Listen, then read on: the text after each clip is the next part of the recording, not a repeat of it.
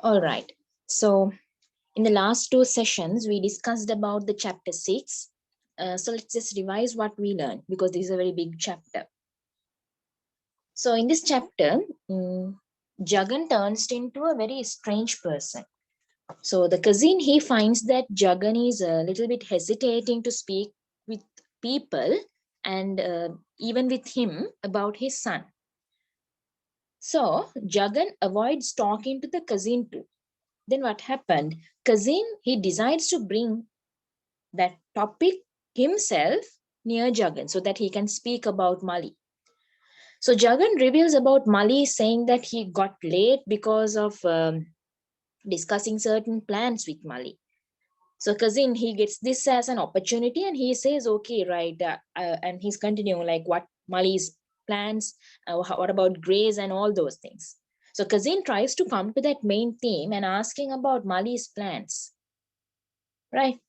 Next thing is like Mali explains everything to Jagan, but Jagan is not in a position of listening. Like he was dreaming, he was wondering about his son, right? And Jagan consults the cousin when he comes to him in the afternoon. Jagan gets to know that $50,000 are more than 2 lakhs. These things Jagan gets to know. So Jagan wants to tell the cousin that his son doesn't have that amount of money and he doesn't want to spoil his son's mood. So he's asking the help of the cousin to get the amount, right? So Mali's demands are increasing and Jagan is trying to avoid Mali and Grace after that. In second session we discussed because he tiptoes to the kitchen to prepare that salt-free food, if you can remember. So Mali is demanding again, right? So Jagan, when Jagan passes in the truth printing press also, he enters to the press to inquire from Natraj about uh, like why, what is the reason for everything. So Jagan avoid even for that, he because he feels so much of discomfort. So he hurriedly leave for the shop. Can you understand? So these kind of lots of panic things were happening in the last two sessions. So we are going to move from that place. Whoever was the American associate, he had done his coaching perfectly, and Nataraj proved extraordinary prompt. The city was soon flooded with the prospectus of Mali's company. The first one came by post to Jagan himself at his shop. It went into the cultural shortcomings of the country and the need for it to take its place in the Committee of Nations, and how this machine was going to cut time and distance and lift the country out of its rut. And then followed many facts and figures. One thing Jagan noted was that the jungles on the Mempi Hills would provide the softwood required for some parts of the machine, and so it could be had for a song. Then they went into details of production and marketing, and actually, the economic brain behind the whole show, a young fellow in jeans and striped shirt who rode a scooter and carried Mali on the pillion. Right. All of a sudden, this prospectus of Mali's companies begin to get flooded in the city. So Jagan comes to know that his son, no, not his son, the son of the other agent, the economic brain behind the whole show, that he's the person who is taking Mali everywhere. Right. So very soon they leave behind the scooter. It shows that what kind of behavior both of them are taking, right, to make their business one step forward.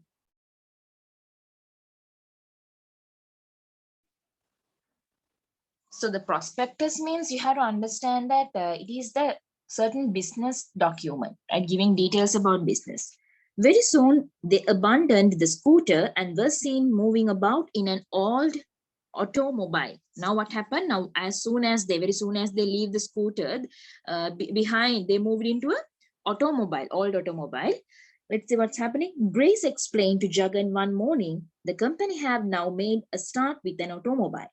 Although it's an old one, it is useful.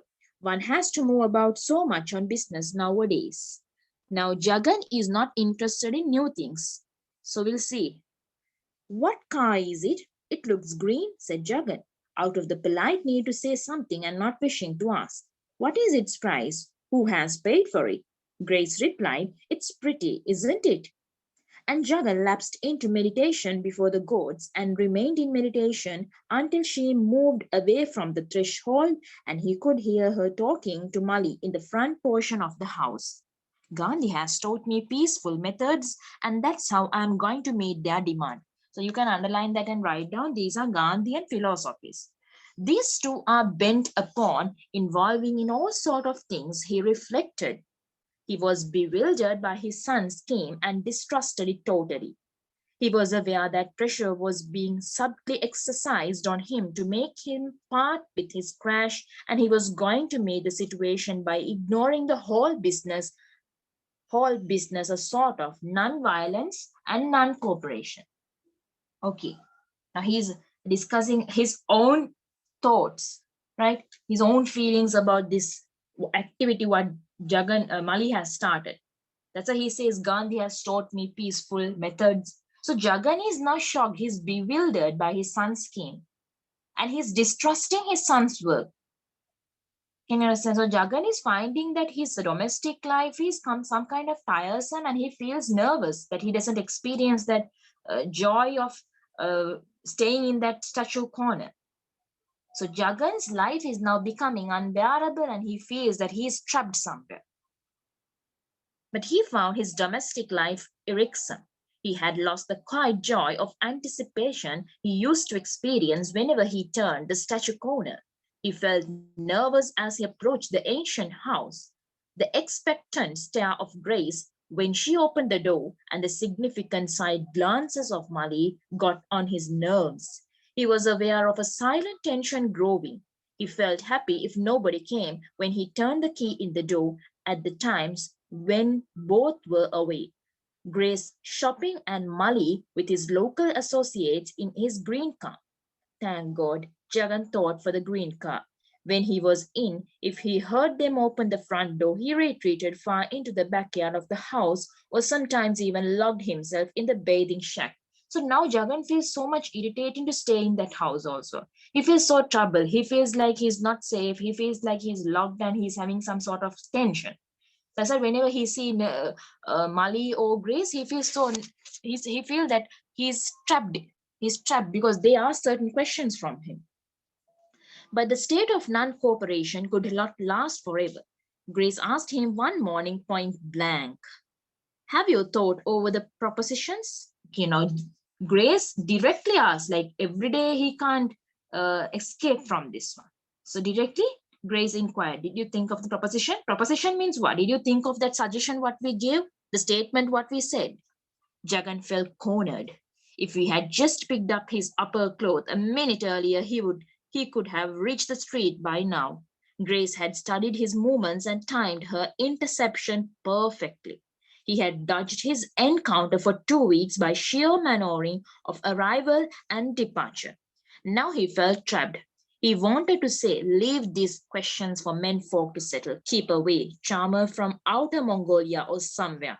She had stuck a flower with a pin in her bobbed hair and he longed to tell her, "Take off that flower, it's ridiculous."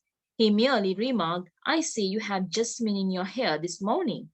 Okay, now see, when Grace asked this question from Jagan, he was like feeling to say that about the flower in Grace's head. But now it's not the situation to tell.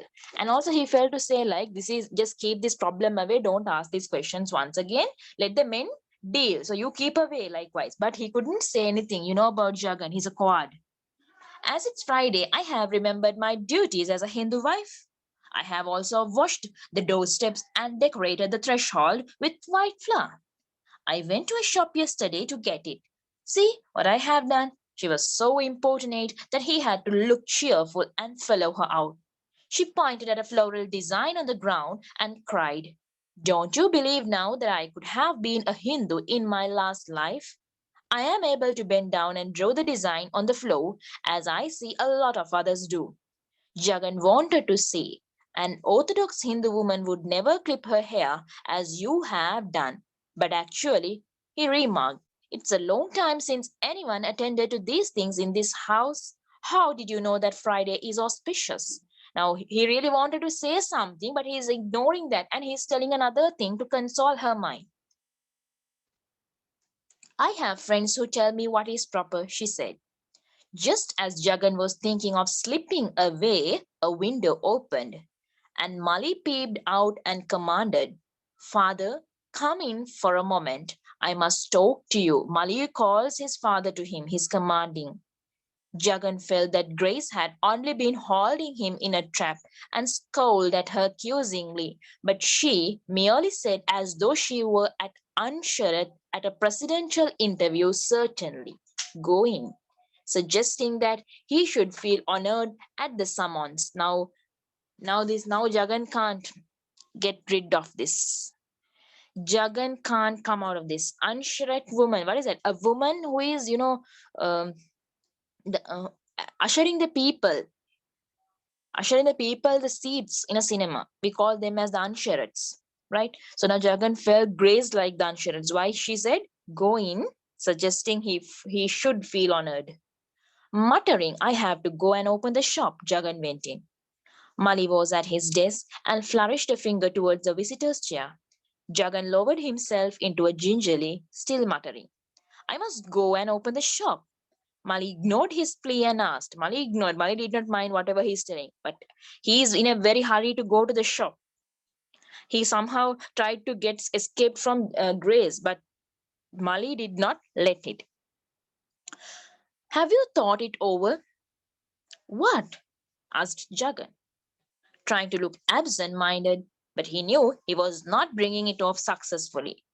For Mali, with Grace sneaking up behind as if to complete the trapping operation, held him in a pincer movement, and Mali tossed a prospectus at him. I mailed you one. Didn't you get it? Oh, Mali is asking, I mailed you the prospectus, the business document. So Jagan fell so gingerly, so gently. Gingerly means so gently in front of Mali, right? So he feels so sneaky when Grace is behind. Sneaking means so, stealthily he has to answer, he thought. Jagan said neither yes nor no. There was danger in either statement, and his mind wandered off in another direction. How could Natraj have managed to issue the piece of work so quickly from his press? He's like, what? Natraj has finished printing? While his own book had remained untouched for so many years. Now, can you understand? Natraj is purposely avoiding. What charm did Mali exercise? As he sat brooding on it, Mali suddenly said, You don't even care to look at it. So all this time when Mali is talking, Jagan was wondering how did Natraj do this so quick and why did he touch my document? So now Mali is saying, you are not even interested in looking that document. Jagan feared that the season of sweet temper was coming to a close and replied mildly, I have looked at it and I have also noticed that you have put my name in it without even telling me. What's happening to you? On the very first day I spoke to you, I spent over 30 minutes on explanations. I asked if I might print your name, and didn't you say, go ahead? Now, can you remember I said you this point? He was wondering. He have not heard that. That's what he was wondering how. Mali already have told him that he's going to include. Jagan cast his mind back. What day was that? Mali's temper had now risen. Grace saw the symptoms and stepped in to say, on the very first day when he told you about his scheme. Oh, yes, yes, said Jagan, realizing that he might have said anything at any time. He added mildly, yes, but I naturally thought you would tell me again before actually going to the press, you know.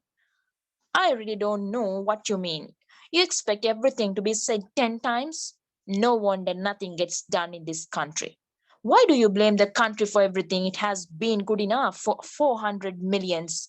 Jagan said, remembering the heritage of Ramayana and Bhagavad Gita and all the trials and sufferings he had undergone to win independence. Now, when Mali start blaming the country or the religion, he feels angry. So he comes his to nerves, right? He muttered, you were not born in those days. Mali made a gesture of despair. I do not know what you are talking about. I want to get on with this business. We had 2 long sessions, and I told you everything. And now Grace interposed to say, Father, if you have any questions, I am sure Mali will answer them. Jagan felt like a man in a witness box, that anything he uttered might be used as evidence against him, and so he said, I must be going now. I have to open the shop. Mali said, we have to make a beginning. Our associates are waiting on us. We will lose everything unless we act at once. I have explained to you the basis of our participation. Now he's again forcing Jagan to get the decision. Right?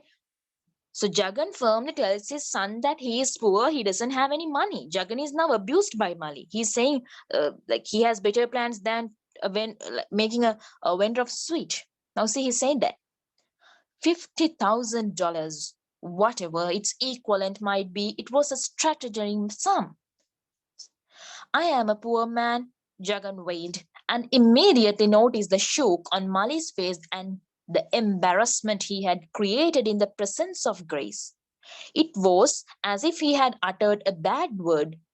Seeing this, Jagan said, Gandhi always advocated poverty and not the riches. Gandhi always advocated poverty and not the riches. This is also another Gandhian philosophy. So Jagan firmly tells his son that he is poor and he is unable to get this money, right? And yet you earn your 1,000 rupees a day, said Mali with a vicious smile. He's telling, but yet still you are earning the 1,000 rupees per day. So he's kind of little bit mocking at Jagan's incomes. If you feel you can take up the business and run it, do so. It is yours if you want it. You expect me to do that? I have better plans than to be a vendor of sweetmeats. Jagan did not wait to hear more. He pushed the chair back very slowly and gently, pausing for a second to study the faces of the other two.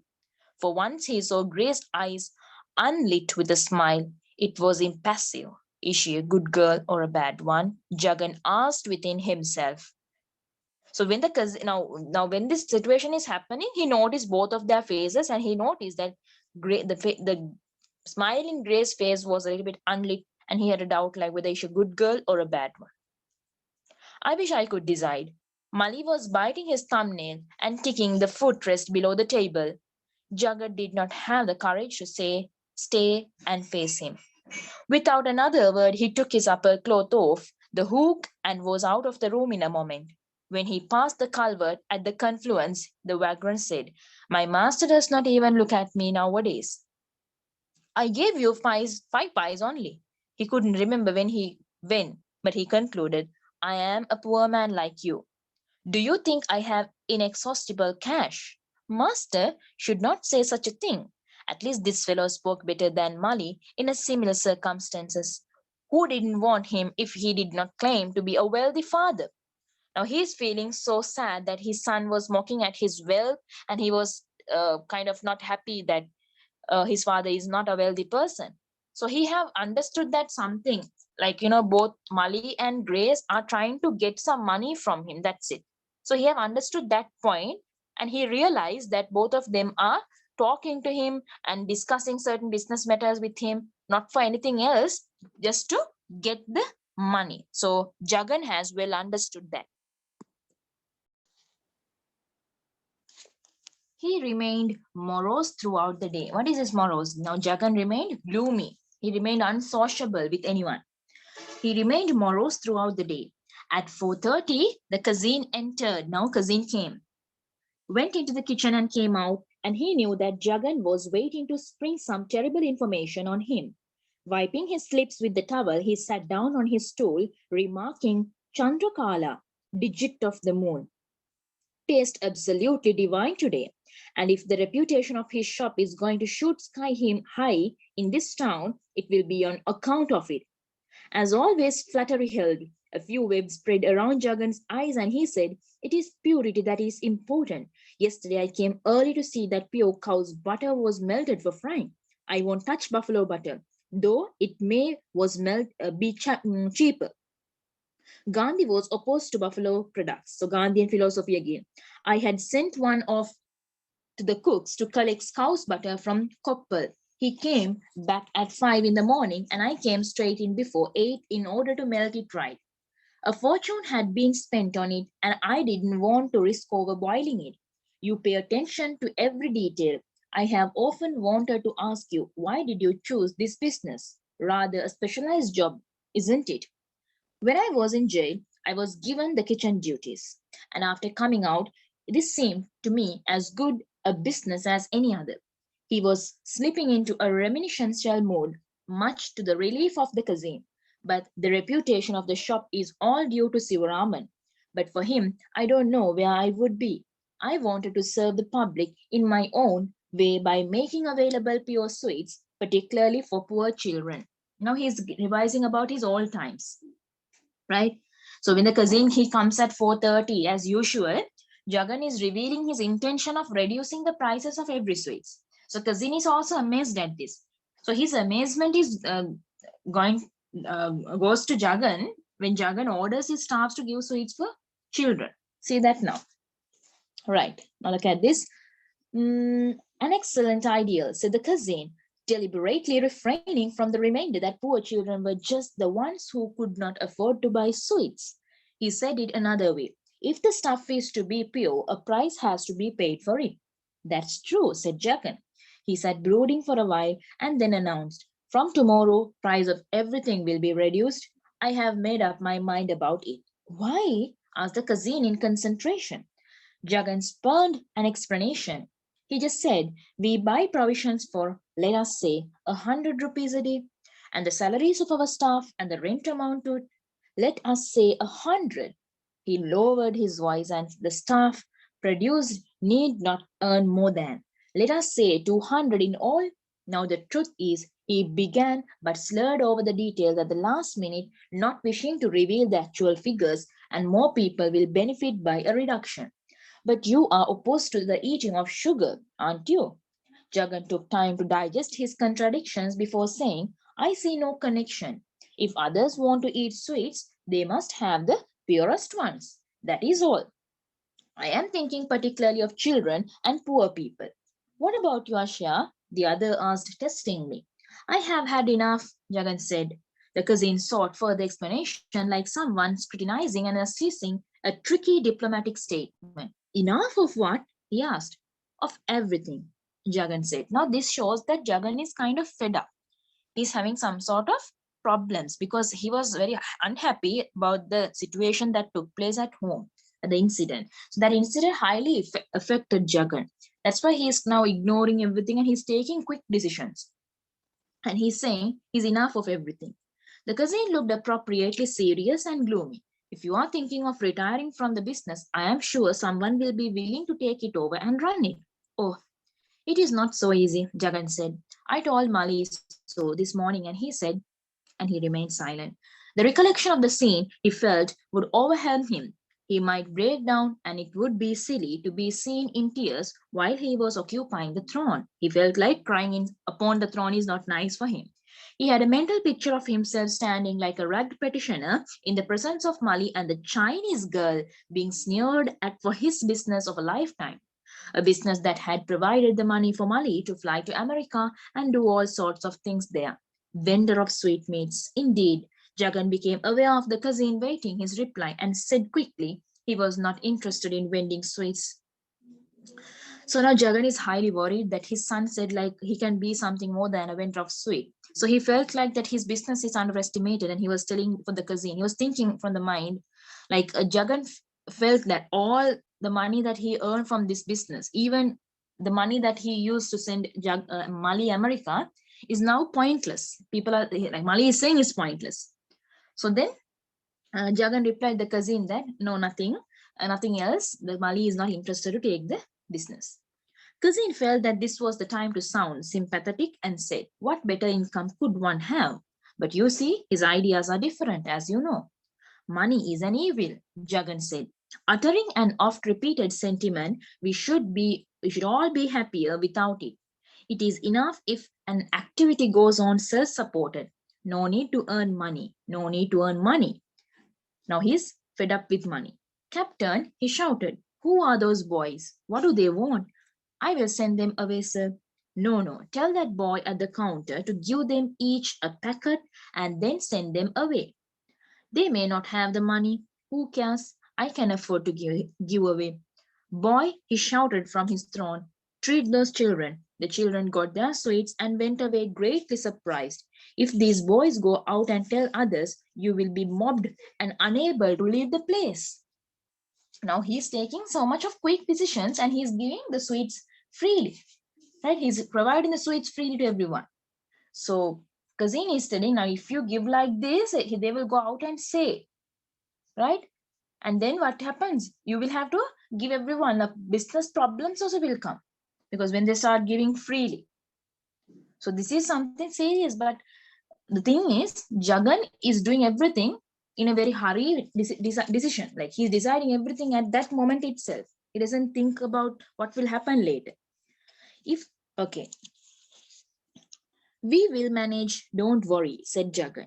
In a day or two, some changes are coming.